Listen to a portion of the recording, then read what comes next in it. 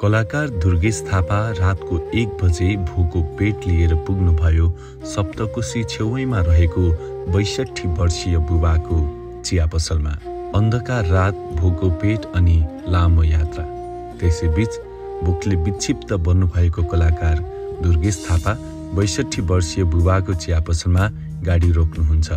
बुवाले निकै दुःख गरेर चिया पकाइरहनु भएको थियो। यो उमेरमा पनि यतिका समयसम्म सङ्घर्ष गरेको देखेर कलाकार दुर्गेश थापा अचम्बित हुनुहुन्छ र दुर्गेश थापाले सोध्नुहुन्छ, हजुरलाई यो उमेरमा यतिका समयसम्म काम गर्दा गाह्रो हुँदैन? सजिलो त के हुन्छ, अलिकति त 10 टका 10 पैसा कमाउनु पर्छ बालबच्चाको लागि।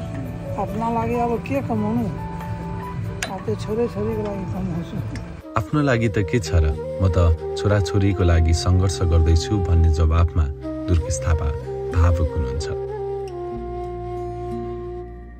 र बुवाले दिनुभएको चियाको चुस्की लगाउनुहुन्छ।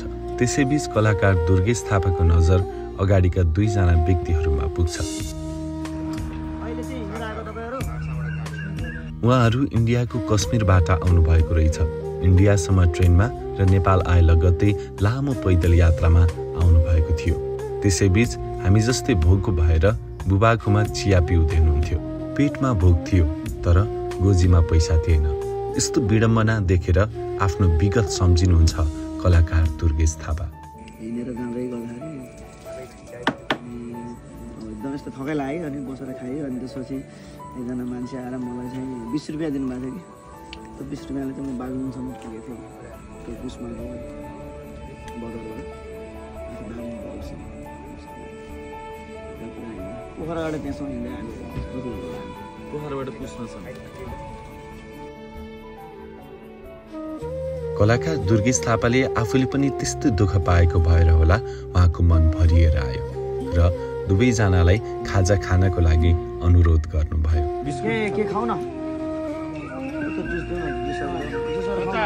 र उहाँहरूसँगै आफूले पनि चियाको चुस्की र पार्लेजी बिस्कुटको स्वाद लिनुभयो। सफलताले उचाइ छुनु भएको कलाकार दुर्गेश थापाले आफ्नो धरातल पनि छोड्नु भएन। उहाँहरूले इन्डियाको कश्मीरको घटनाको बारेमा आफूले ज्यान जोगाएर घर फर्किएको अनुभव बताउनु भयो।